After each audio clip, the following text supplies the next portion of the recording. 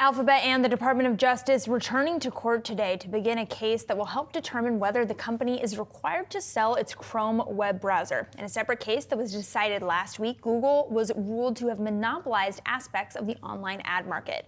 Joining us with more on what the current wave of antitrust cases means for U.S. companies, we've got Rohit Chopra, former FTC Commissioner. Rohit, great to have you on this morning, and we'll get to Meta, which you obviously played a key role in that case as well at the beginning, but I want to start with Google. Where do you anticipate this going? Is there a likelihood here of Google being broken up? Well, I think what everyone agrees with is that we're all better off when the internet is free, fair, and really open for new business. And we wouldn't have a Google or a Facebook if there was not antitrust action against Microsoft a generation ago. So where Google stands is it's essentially been told it's guilty on two fronts, including a really important part of our economy, which is online ad sales. So the judge has ruled that Google has engaged in an illegal monopolization scheme. And now the next step is to determine how to restore fairness in this market. We all want to see advertisers get a competitive rate for their online ads. And we also want to see local media and small content creators be able to monetize. And Google has been taxing both sides, and the court will now determine how to fix that.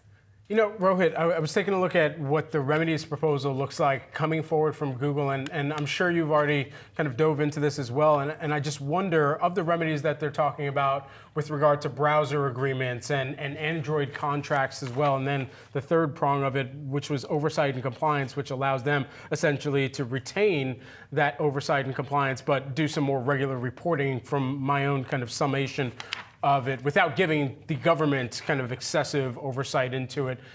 Does that check any of the boxes that are being put forward here in these proceedings? Well, as you can tell, Google has all sorts of ways in which it has inserted contract clauses or otherwise wielded its power. Big picture, we know that spin-offs can be a really important part of this. In the ad network case, it's almost as if it's the equivalent if a large investment bank owned the New York Stock Exchange. That's how Google's ad business works. In search, it's a little bit different. So what I'd like to see is really a hard look at spin-offs. Often spin-offs can create a lot of investor value and value to consumers and businesses. And I'd also like to see that any type of contractual clauses that are coercive are not able to be enforced by Google. This will help bring us back to an internet that was more open protocols where everyone can jump in. Rohit, you cast the deciding vote to initiate this Meta trial back when you were at the FTC. Do you believe that Meta was engaging in a buy or bury scheme? And what is your best estimation then of where this trial ends, if you think that that is how the court will decide Meta has been handling things? Well, that original vote was around 5 years ago, and that was after years of investigation. And what the investigation revealed was Facebook really was scrambling when mobile took off, and they saw Instagram and other apps really eating their lunch when it came to new ways to connect through mobile. And rather than actually devoting the money and expertise to innovate, they just bought those apps off, or if they wouldn't sell, they would use all sorts of mischief to make sure that they couldn't get traffic through Facebook. So to me, this is pretty off the rails. Mm-hmm. We want technology companies to offer better and better services to consumers, to increase privacy protections, to not load their apps with scammy ads.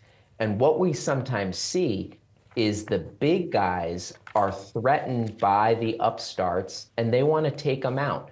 So that's what we're seeing and learning in this trial. We're even seeing in Mark Zuckerberg's own words, him being very clear in writing about this scheme. And so the trial will play out, and I hope this is a signal to existing big tech companies that this type of conduct is illegal.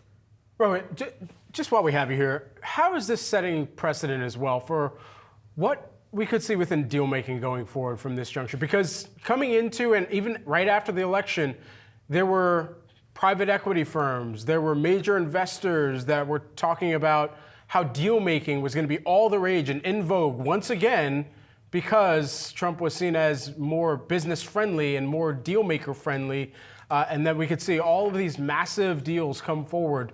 What is this doing to potentially dampen some of that fervor? Well, a lot of the M&A has not taken place because of the chaos of economic policy we see today, uncertainty about the rate environment, and so much more.